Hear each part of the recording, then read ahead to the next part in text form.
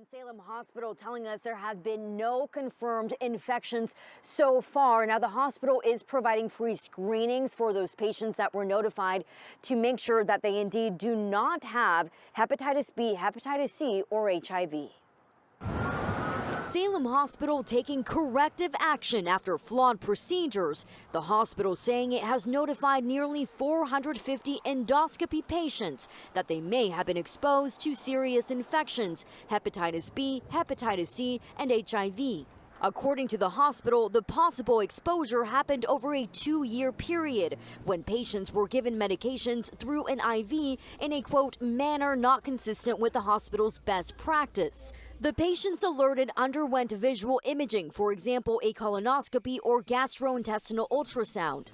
Salem Hospital telling us in a written statement, we have determined that the infection risk to patients from this event is extremely small, adding all patients potentially exposed have been notified, and that there is no evidence to date of any infections resulting from this incident. Salem Hospital also telling us that if you underwent an endoscopy procedure here and were not notified, then you are not among those potentially infected. We're live in Salem tonight. Jennifer at the WCVB News Center 5. Jennifer, thank you. An alarming report about a superbug fungus here in Nevada. Federal health officials have identified southern Nevada as the region with the highest number of cases of potentially lethal fungus called Candida auris. The superbug is resistant to common antibiotics and can be a major risk for hospital and nursing home patients.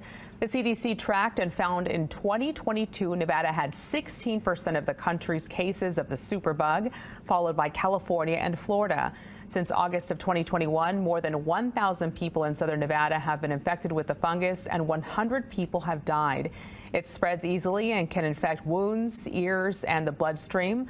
Some strains are so-called superbugs that are resistant to all 3 classes of antibiotic drugs used to treat fungal infections. And for more, let's bring in Doctors Terrence Ferguson and Bernard Hodges, veterinarians and co-stars on National Geographic's Critter Fixers. Doctors, thank you both for being on. I know a lot of pet owners are really concerned right now. So, Dr. Ferguson, let's start with you. What do we know about this illness, and how concerned do you think dog owners need to be right now? Well, definitely right now it's a mystery. You know, going through this season, we often have a lot of respiratory disease that we have in dogs, but, you know, having one that we're not quite sure about kind of, you know, changes things. We have to try to figure out how do we treat these things, how severe they are, or, you know, how they're spreading. Dr. Hodges, this illness can be deadly if left untreated. So what symptoms specifically do dog owners need to keep an eye out for, and what do you do if you start noticing them? So we definitely want to kind of look out for any kind of, you know, excessive coughing, eye discharge, any, you know, if we start to have a fever, difficulty breathing, any nasal discharge or lethargy. And if you start seeing these things, definitely get your animal to a veterinarian, because, you know, this is a mystery disease and it could, you know, become fatal. Dr. Ferguson, what do we know about how this disease is spreading? Should dog owners be avoiding kennels and dog parks right now?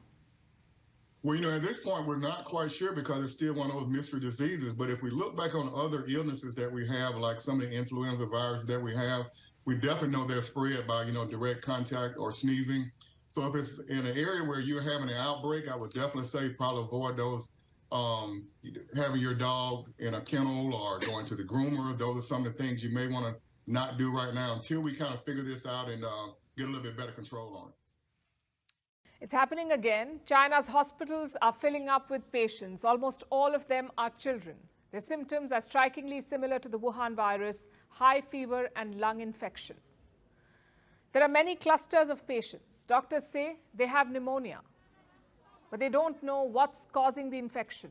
Is this a new variant of the Wuhan virus? Is it a bacterium or a new disease altogether? As always, China is not being transparent. So parents in China are worried. In one instance, they were heard asking authorities if they're covering up another outbreak.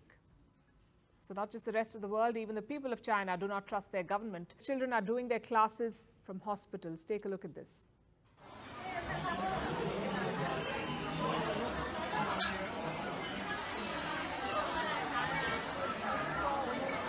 We can only hope that this is not one more pandemic in the making. For the first time, several vampire viruses have been found in soil samples from Missouri and Maryland. Researchers have known for decades that the oddly named viruses exist, but this is the first time that any signs of the viruses have been found in the United States. In order to multiply, vampire viruses feed on other viruses. These specific viruses arise when a bacteriophage clings to the neck of a soil-based virus and utilizes that virus's life to endure independently. This kind of vampire virus can cause the host virus to become dormant. They claim that although the vampire species is capable of eliminating viruses that harm animals and crops, it is also capable of eliminating good viruses that are vital to the soil's fertility and health.